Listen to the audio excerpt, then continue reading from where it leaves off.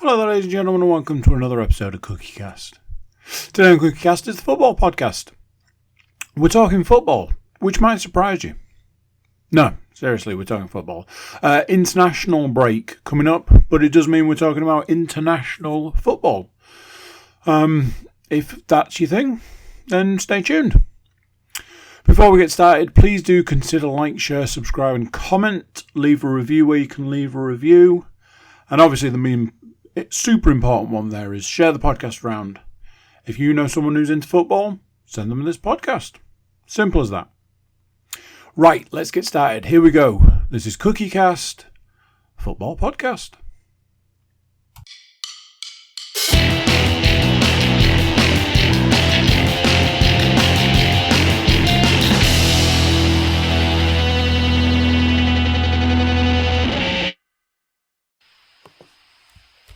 Recording in progress. Yes, indeed. Welcome on in, ladies and gentlemen. It's your weekly fix of footballing nonsense from us here at the CookieCast Podcast Network. Obviously, I can't do it alone, so for those of you watching on YouTube, you'll be able to see the faces that are joining me this week. For those of you joining us via the audio method, those voices will become apparent right now. Welcome on in, Mr. Cook, Mr. Woodmansey, Mr. Moore. How are we this week, gentlemen? As always, all kinds of average.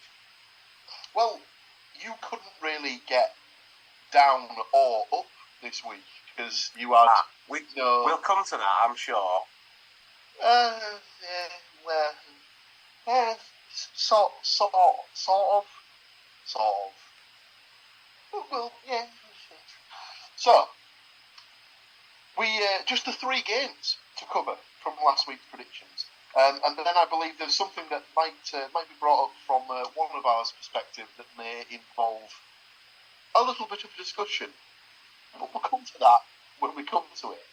Our first game of week 33's fixtures saw Luton Town taking on Nottingham Forest in the Premier League. On paper, a relegation 6-pointer, no less. How did it pan out in the end for the Forest boys, Mr. Moore? I think when we talked about it last week, it was like one of them ones where it was that, important game.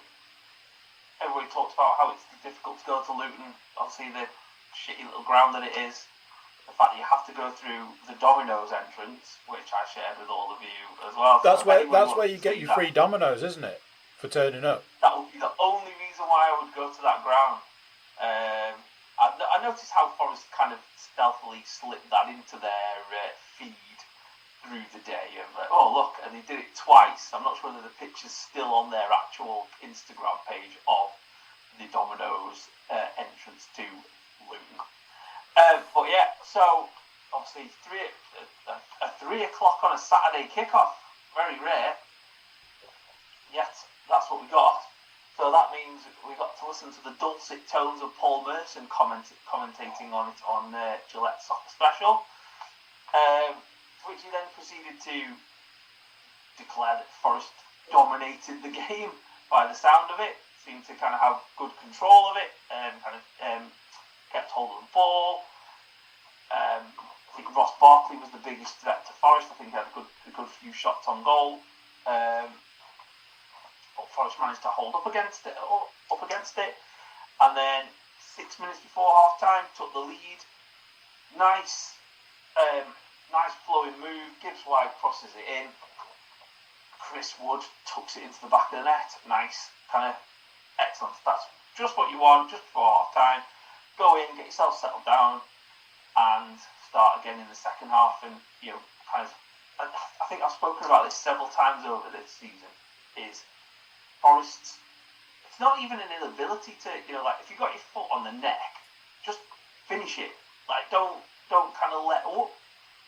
And, the whole kind of thing all the way through, all through the second half, you sat there, Mercer's going on, this is easy streets for Forest, they're taking it, they're controlling it, this, that and the other. And then 89 minutes, Luke Berry, I think, Berry anyway, pops up at the back back stick, and I think it was a header from one of the defenders. He pops up and sticks it in the back of the net. Shock horror, it's from a set piece. 1-1 draw. To which, so then finishes 1-1. So at a point where you could kind of put some real distance between, let's face it, the main rival for relegation this season has turned into you stood pat. And obviously the thing that we're going to discuss later makes it even more egregious. I did some research on Forest conceding goals. And I didn't just go from the 80th minute onward, I went from the 85th minute onward and how many goals they conceded. Unfortunately, I don't have that research with me because I left it at work. But it has basically cost us somewhere between, from memory, 6 to 10 points this season, conceding in, the last 5 minutes of the game plus added time. 4 of those points against Luton.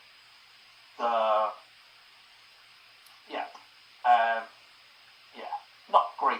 And like I said, when we come to discuss the other thing, keep those 4 points against Luton in mind, everybody. Yes, no spoilers here, but that may come into force later on in the podcast. Predictions wise, myself and Mr. Cook had gone for Forest wins. Andy had gone 2-0. I had gone 2-1. I went with the Gibbs White Hudson Odoi combo and a Morris goal for Luton, so I get 0 points. Andy had got a Wonyi and Wood, so bagged himself a bonus point for the goal scorer. Matt had gone completely optimistic and gone 3-2 Luton. Sadly didn't have Berry or Wood in his goal scorers, so gets 0 points. Stu had a 2-2 draw, so bags himself a point for the result. Sadly, also didn't have Berry, and he also didn't have Wood. Not a great weekend. I think that's just a dirty rumour, to be honest. Well, all I can say is terrible weekend for you, son.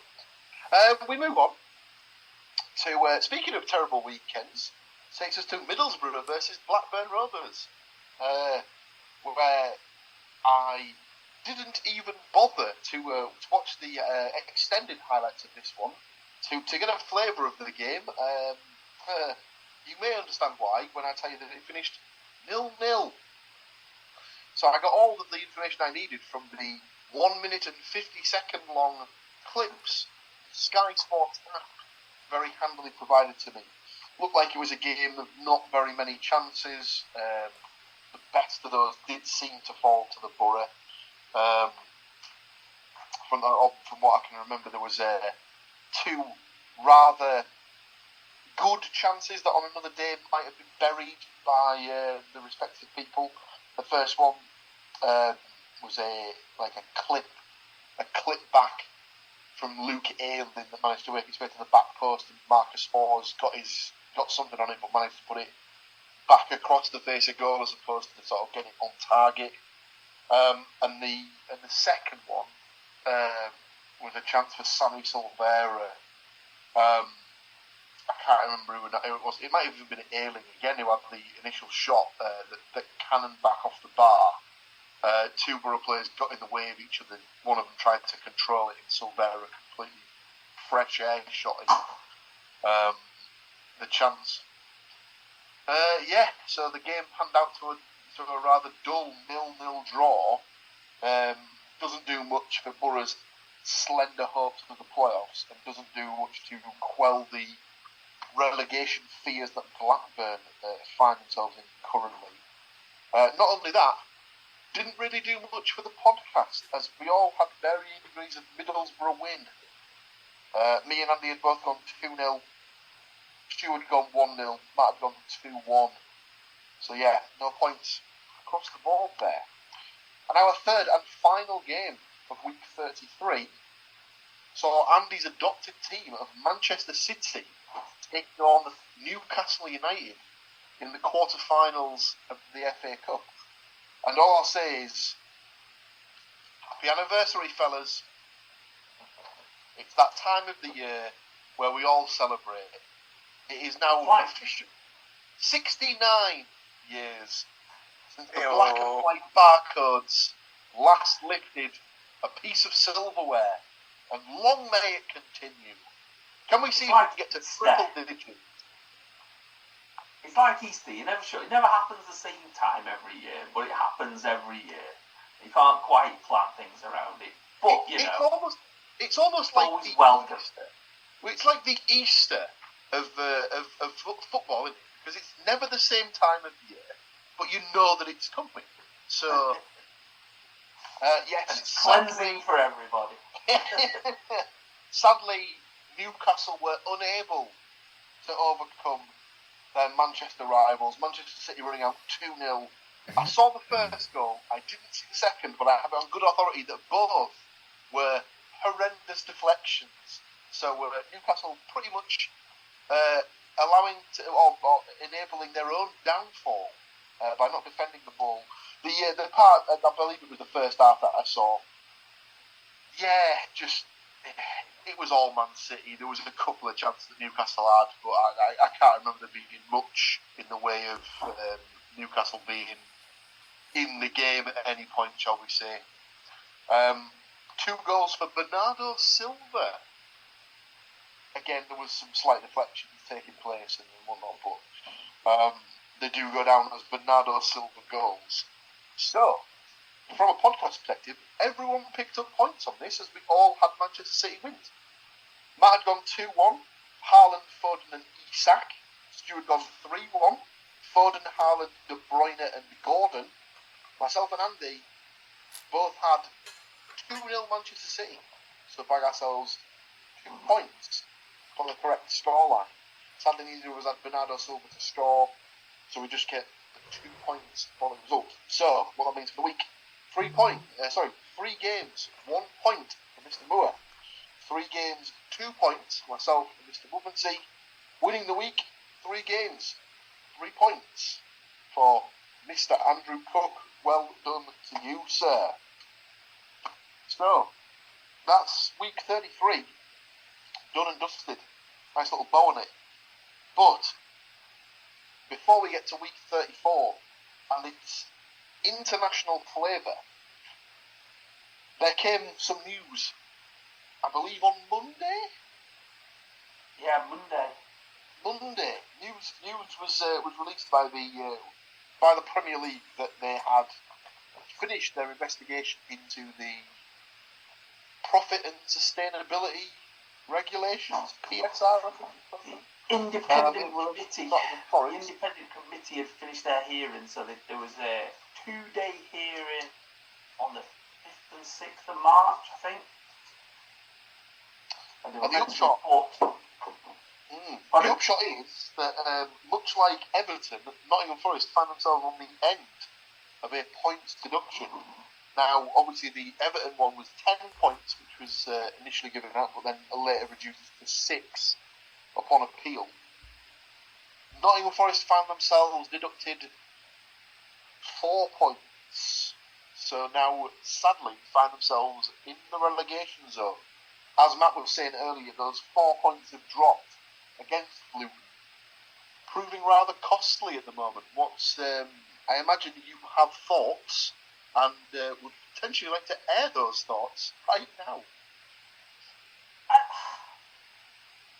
I think like obviously it was 4 points reduced by 2 points because Forest cooperated well. And I think there's a kind of the thing that there's several sides of this that I've got. I think the ownership of the club, whilst the club and stuff like that, has been very arrogant, particularly since we got promoted. And there's this kind of like, the statement, like I've seen a lot of fans like, Forest fans, but I like the statement. It was like, up yours to the Premier League and stuff like that. And you think, yeah, but you knew what the rules were. You've blatantly kind of ignored the rules. The fact that we lost 40 million on the year that we got promoted is dangerous, because that would have cost us points. If we hadn't gone up, that would have cost us points in the Championship. then, so it's and I think it's just kind of like, we're really disappointed. We cooperated. We did this. We did the other. And what you tried to do is you tried to sweet talk them into not giving you a points deduction. There was always going to be a points deduction. There's bits where people have said, we might just get away with a fine here. We might get away with a suspended points deduction. We might get away with. There was always going to be a points deduction. Because they want to make examples of people, and unfortunately, Forest have fallen into that trap. So I think it was 34.5 million loss over what they could lose. So they lost 95 million over 3 seasons, which was 34.5 million more than they could lose, because they could lose 61 million.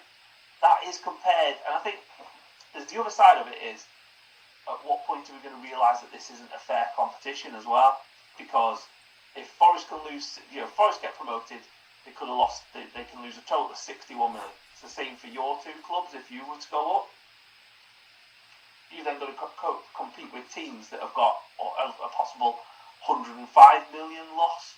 They've also had Premier League money, and I think it's going to be interesting to what they do with Everton, because Forest have had the book thrown at them because they've lost a load of money.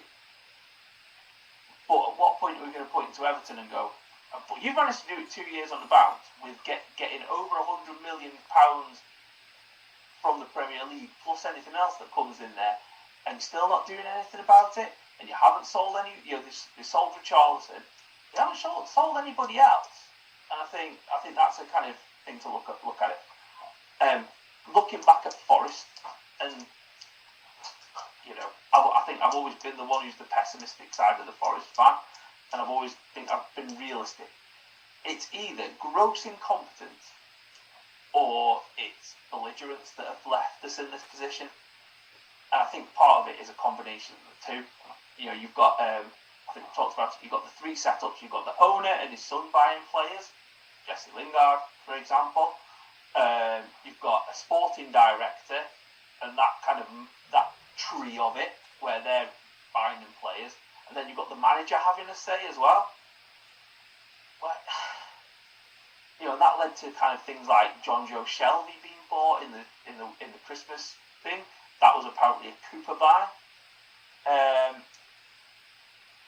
think there's just been, I know they wanted to stay in the league, but there's just been some absolutely wasted kind of money. So, the kind of examples that I looked at was, we bought Josh Bowler from Blackpool for £2.5 million. That was a waste of money. They bought the Korean guy for £3.5 million. That's 6 million of wasted. They've never even set foot on the pitch for Forest. They just went straight out on loan. We didn't have a sponsor on the shirt last season. That's 7 million compared to that's what they got this year. So you look at those two, and that's 13 million. So then you're not that far off from where you should have been. So it shouldn't have taken a Brendan Johnson sale to get us back to where we were. It could have been, you sell Joe Worrell in the summer for 10.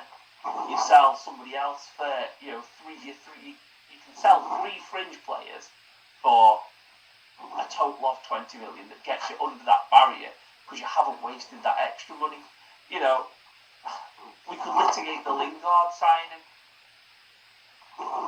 It turned out not to be a good signing, but it wasn't obviously a bad signing at the time. It was a free transfer of a player who'd done it in the Premier League. I think the problem with the Lingard signing for me, as like an outsider sort of looking at it, was yes, fair enough, there wasn't a transfer thing, but the concern with that, whenever there's like a free agent, they say that you don't have to pay the sign-on fee. Sorry, you don't have to pay the transfer fee, but the upshot of that is then it comes with a huge signing-on fee for the player. To say they wouldn't have had to pay, let's just say like an arbitrary figure of £8.5 million. So I suppose Lingard's argument then from his agent would be, well, let's say you would have had to spend £8.5 million to bring my client in. So that money's still there for the club. So as a part of that, we'd like to take, say, £3.5 million as a signing on fee, and then we can discuss his wages moving forward. So you don't know how much of that was like sort of factored into the signing of Lingard. He could have had a ridiculously large signing on fee, which would have also gone against sort of the bank balance and stuff like that. You just don't know. I think the thing that a lot of Forest fans have said is that kind of technically we weren't in. I don't know how it worked, but we hadn't overspent until the last 2 months of the kind of thing. So for the first 10 months up till May, up till the end of April, we were fine, and then somehow it tipped over in May and June. I don't know what happened. I don't know what kind of things like bonuses or kind of clauses triggered in that time. But that'll be it. It'll be the sort of because they didn't get relegated, there'll be a non-relegation clause which will probably bump some of the players' pay up by like 10% or something like that. So that'll probably go on top. And then there'll be the bonus payouts for staying in the league and things like that. Agents' fees that probably come due at the end of the season. But that boils down to, like Matt was saying, that's all in the management of it. Then that's not a surprise. Those things will have been set out at the point that the contracts were agreed. So, unless did they actually put those clauses in, believing that they might go down anyway? And I think there was a thing. I think one of the things I read in the Nottingham Evening Post was that Forest had budgeted on the fact that they would finish 12th in the league. So they were, instead of getting 100 and whatever they got to finish in 17 or 16, they budgeted for getting 125 million through the door by finishing 12th, which is ridiculous. To be fair, I just think I looked at the list of the players that they signed, and I know it just seems like you don't want to kind of shit on people, but like Omar Richards, who's never played a game for us. There's been like a lot of players who we spent quite a bit of money on who then did not work out, and then we've had to kind of send them on their way whilst thinking, balls, we spent like 15 million on that player. So, yeah. You're always going to have them clubs where you're going to get that player that costs a lot of money that doesn't do it, but unfortunately for Forest, it seems to have amalgamated that it's all happened at once. Obviously I said it all through last season. We needed to build a squad for the Premier League, so we bought a lot of players, and then we proceeded to buy a load more players in January.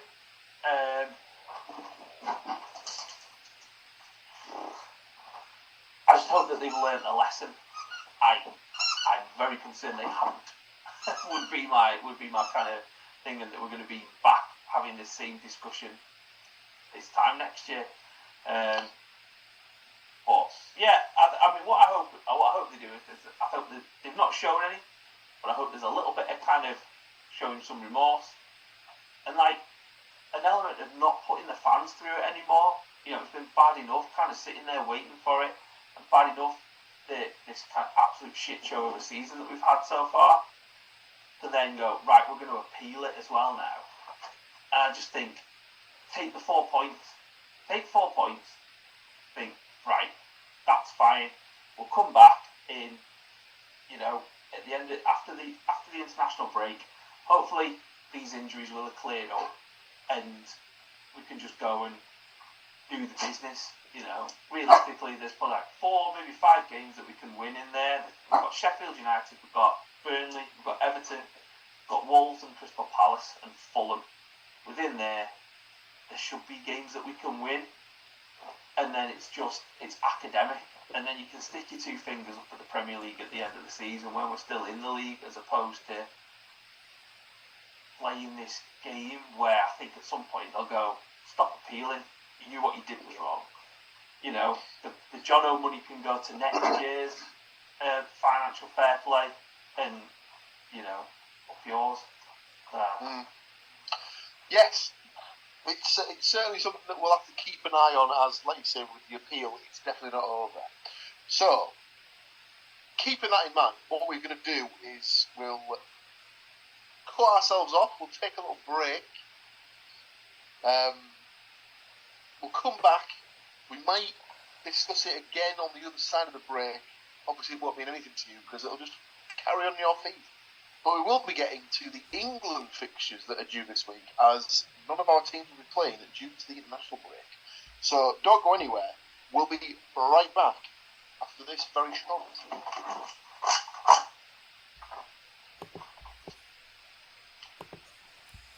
Recording in progress. See? For you, mere seconds. For us, it's been 8 weeks. So, week 33, been and gone. Forest 4 points, been and gone. Asshole. Sorry. That was cold, Hey, man. That was Hey, cold. to be fair, it's just Hull to go now. Just Hull to go for teams of ours that have had points taken off them by the Premier League. No, that won't be happening because our chairman wrote a letter this week an open letter to football fans about how the entire financial system is corrupt. So if he now fucks it up based on that, that's going to get reprinted and thrown back at him many, many times. It doesn't have to be for financial reasons. Borough had their points taken off them because they couldn't cobble a team of 11 players together to play a fixture. I'm going back 27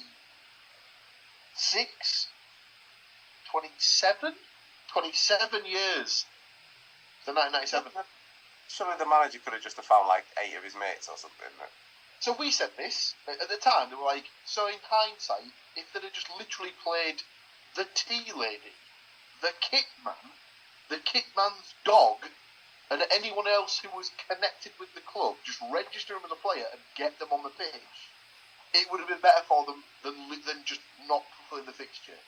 Because they would have kept the 3 points that were taken off them, and they would have finished 14th the season that went down. So, absolutely ridiculous. But, yes, sadly this podcast wasn't there 27 years ago when Borough got shafted by the FA. So, we won't go into that.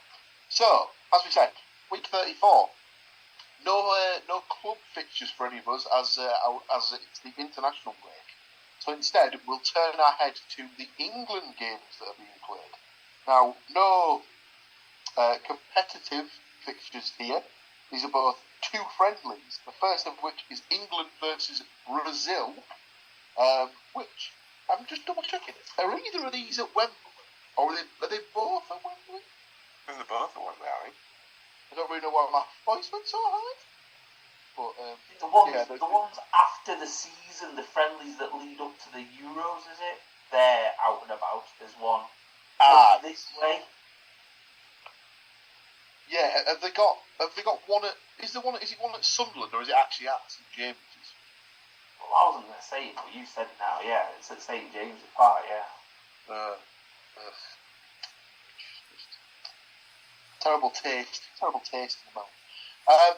So England versus Brazil to be played this weekend. I suppose technically we all need to go last, as England are technically all of our team. So I'll open the floor. Who would like to give their prediction for England versus Brazil first? Go on, I'll go. I've gone really boring. 1-1. Watkins and Vinicius Jr. Big start from Watkins. You're not thinking El Capitan will be alright? Nah, he's a bitch. I don't think he'll play the first game, as soon as he got pulled out of the team training today.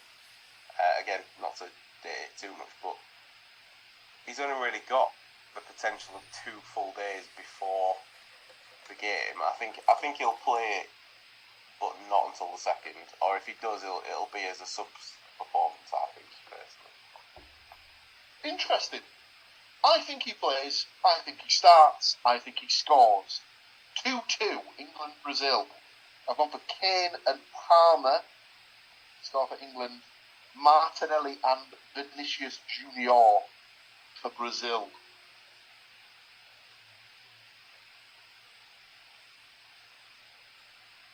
I think it's about time they played some proper teams rather than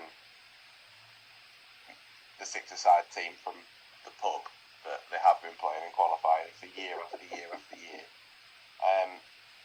Looking at the squad list, I was a little bit perturbed as to the fact that you think of Brazilian sides of old and how much better they were than the rest of the world, and actually a lot of this current Brazil side are just made up of Premier League players, seemingly.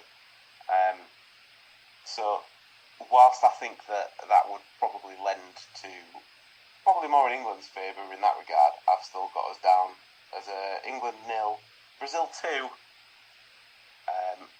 to get done by the arse and old players Martinelli and Jesus. It's Easter weekend. You can't not pick Jesus. What the fuck are you doing? It's not Easter weekend. It's not quite Easter weekend, but we're nearly there. How dare you blaspheme? The beginning of Holy Week. That's the one. He's on his way. Yeah, we'll go for that. He's on his way. It's not Father Christmas. I've been teaching that at school. You would think that it was a bit like Father Christmas. He's on his way. Going to have a little donkey as well. That's all that kind of thing. Getting ready for Palm Sunday, all that business. Lovely stuff. Go on then, Andy. You get the right to give us last dibs on England versus Brazil. 2-0 to England, obviously. Obviously.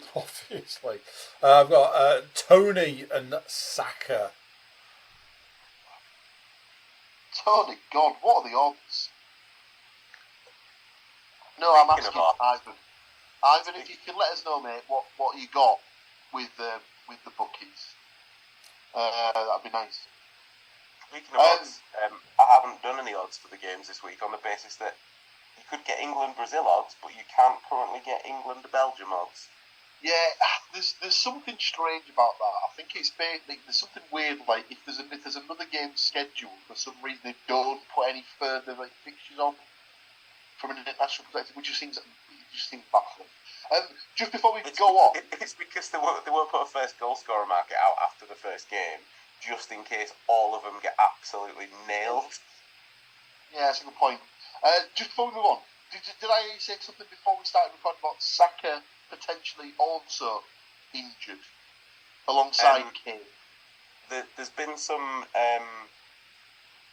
individual training programs that have been utilised at the England camp. So Kane, Saka,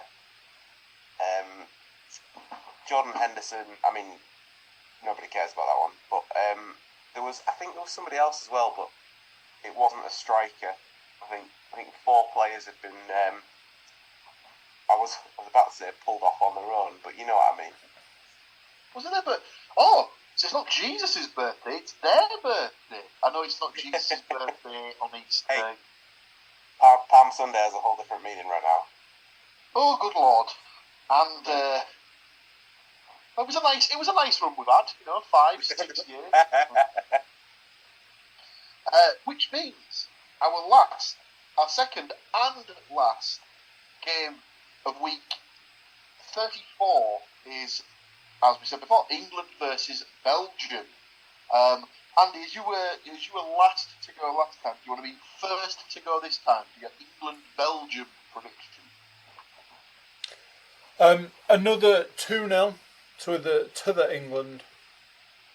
And for this one, I've gone with Kane and Palmer.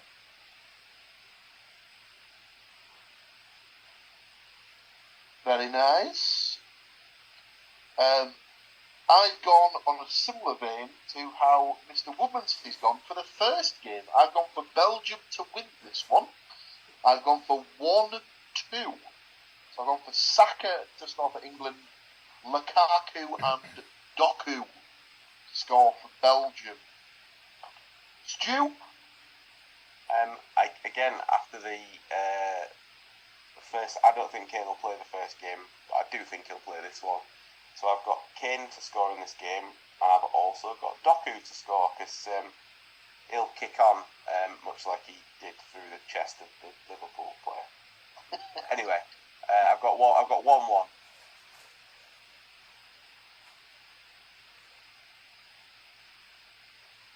Which means Mr. Moore gets to bring us to the end this week. What have you got, sir, for England versus Belgium? I've gone for a 2-2 draw. Bellingham and Foden for England. And Bakayoko and Doku for Belgium. Even though you've just said it, I've completely forgotten who you said is his second England goal scorer. Foden. Yeah. And then your Belgian goal scorers were Bakayoko and Doku. All of them. I must admit, I have no idea who Bakayoko is. I looked at the squad list and his name was the first on the strikers list, so I thought, he must be the starter one. Well, he isn't, but you know. There you go. Just the 2 games.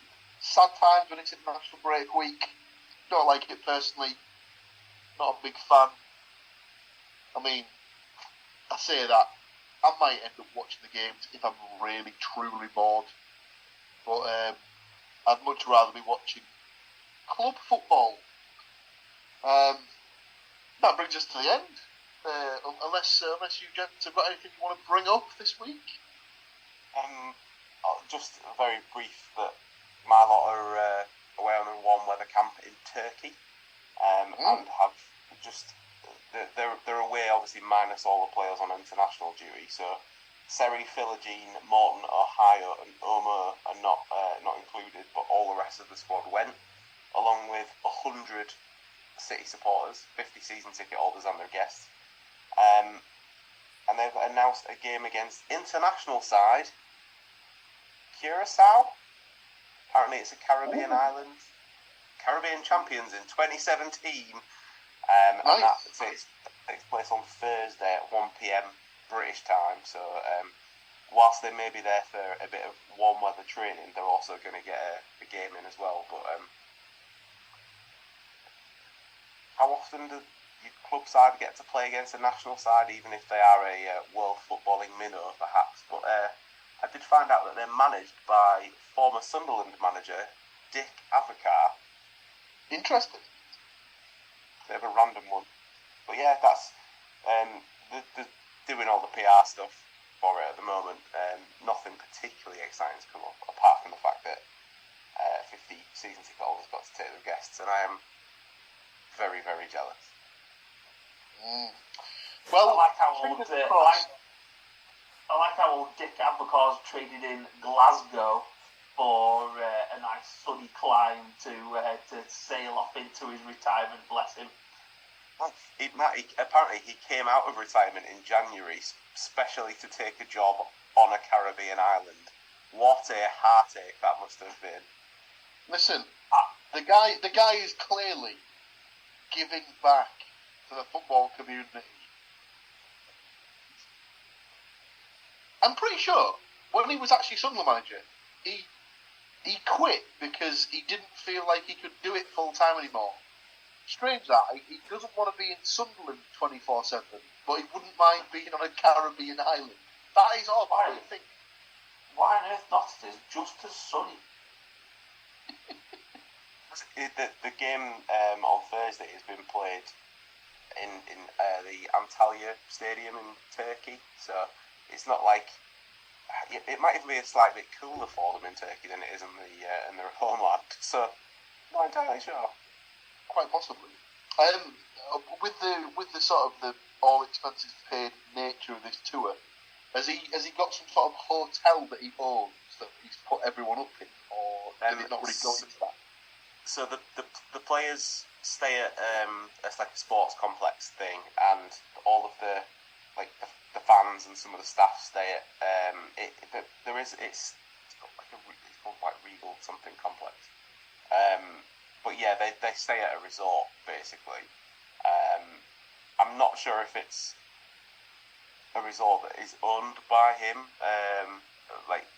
But obviously, like, Arjun's like Turkish Simon Cowell, so he like, it's insane that he's like a proper famous in that part of the world, whereas here it's just a dude.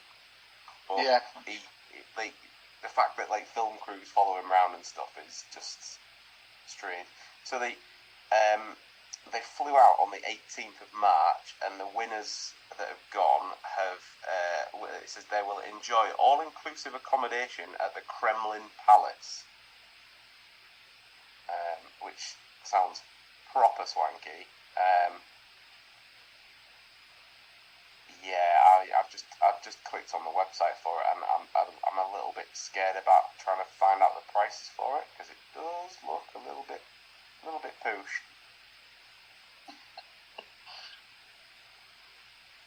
Yeah, but yeah, they get to stay at the Kremlin Palace in Turkey. Anyway, yeah, if anything eventful happens, then I shall let you know next week. Well, evidence, John. So, as usual, thank you to these three wonderful gentlemen for joining me to go through the ins, outs, ups and downs. Sadly, in some of our cases, more than others of this particular week. Come back next week where we'll go through the results of the England games, and thankfully we'll have some much nicer domestic football to look forward to for the weekend and coming week after. And it will be a bit of a bumper one next week, as it's, as we stated earlier, the Easter break, so all of our teams will be very busy when it comes to next week's fixtures. So, thank you as always for tuning in. Very much appreciated. Join us again next week where we'll break it all down and do it all again for you. So then, stay classy, take care of yourselves, make sure you look after each other as well. We'll see you next week. Bye.